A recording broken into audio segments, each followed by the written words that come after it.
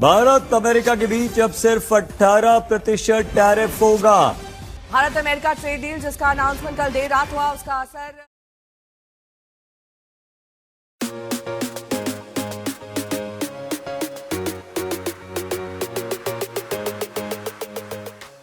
Normally जब भी trade deals होती हैं तो काफ़ी बोरिंग भरा होता है, क्लॉजेस आते हैं, पीडीएफ्स आते हैं। बट यहाँ पे क्या आया, एक ट्वीट और थोड़े स्टेटमेंट्स और बहुत सारे एजम्पशंस।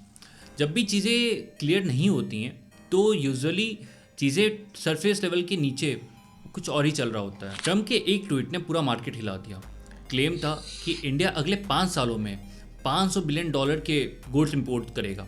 पर इंडिया तो पहले से ही अमेरिका से उसके defence aircrafts, medical devices, tech equipments, यहाँ तक कि क्रूड ऑयल इंपोर्ट करता है। मतलब अगर देखा जाए तो ये ट्वीट थोड़ा ड्रामेटिक है। इसलिए असली सवाल ये है कि इस इंपोर्ट डील के बदले इंडिया को क्या मिला। इस सवाल को एड्रेस करने के साथ साथ मैं आपको एक इंटरेस्टिंग फैक्ट बताता हूँ। देखो, जनवरी के आसपास यूएस ट्रेड सर्कल्स में एक डिस्कशन चल रहा था कि इंडिया पे 25% से ज़्यादा टैरिफ लगाने का, और कुछ कैटेगरीज में तो ये टैरिफ 50 से 500% तक जा रहा था। अगर ऐसा होता तो टेक्सटाइल इंडस्ट्रीज, इंजीनियरिंग गुड्स और यहाँ तक कि फार्मा सेक्टर को हैवी झटका लगता। लेकिन अब क्या हुआ कि टैरिफ्स को 25% से घटाकर 18% पे सेटल कर दिया गया है। सुनने में तो ये सिर्फ 7% का एक छोटा सा फर्क लग रहा होगा, पर जब एक्सपोर्ट 330 बिलियन का हो तो ये एक छोटा सा 7% का डिफरेंस 20 से 25 बिलियन डॉलर का रिलीफ बन जाता है। सो बेसिकली ना कोई सेलिब्रेशन, ना कोई विक्ट्री स्पीच, बस क्वाइटली एक एक्सीडेंट को अवॉइड किया गया अभी। पर इंपॉर्टेंट सवाल यह है कि स्टॉक मार्केट ने इस न्यूज़ को कैसे लिया। नोटिस करो कि कोई यूफोरिक रैली भी नहीं आई और कोई पैनिक सेलिंग भी नहीं हुई। मतलब देखो, स्टॉक मार्केट को इस डील से कोई एक्साइटिंग न्यूज़ नहीं मिली है, बल्कि उसको एक रिलीफ न्यूज़ मिला है, क्योंकि मार्केट को इंपोर्ट हेडलाइन से ज़्यादा टैरिफ थ्रेट्स का डर था। आपके textile industries, pharma, auto sectors, ये सब वर्स्ट केस सिनेरियो के लिए प्रिपेयर हो रहे थे। देखो, इंडिया और यूएस के ट्रेड डील के बाद एक मैसेज तो क्लियर है कि बुरा हो सकता था पर अब नहीं। और कभी कभी स्टॉक मार्केट में बैड न्यूज़ कैंसिल होना भी एक गुड न्यूज़ होता है। इसलिए निफ्टी 50 में 5% का गैप अप देखने को मिला।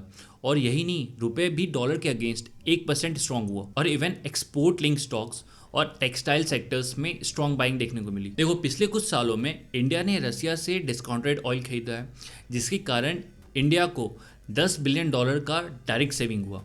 पर यूएस का नैरेटिव क्लियर है कि रसिया से ऑयल खरीदना बंद करो। देखो, अब इस डील के बाद इंडिया रसिया से ऑयल खरीदना डायरेक्टली बंद तो नहीं कर सकता है।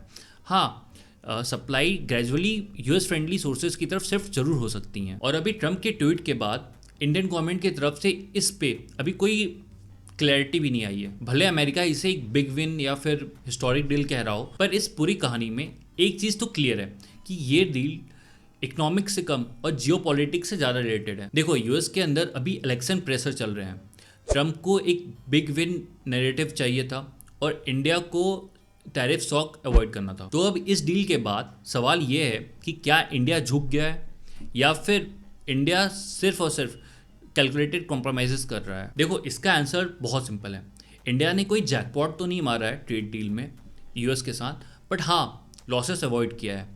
और जियोपॉलिटिक्स में कभी कभी नॉट लूजिंग बिग विनिंग के बराबर ही होता है। देखो, इंडिया यूएस ट्रेड डील के फाइनल डिटेल्स अभी पब्लिक नहीं हुए हैं। तब तक सोशल मीडिया पे हंगामा ज़्यादा होगा और फैक्ट्स कम। वैसे आप क्या सोचते हो इस डील को लेकर? कमेंट सेक्शन में ज़रूर बताएं कि क्या ये डील इंडिया के लिए एक जियोपॉलिटिकल मजबूरी थी या फिर इंडिया की तरफ से एक स्मार्ट डिप्लोमेसी।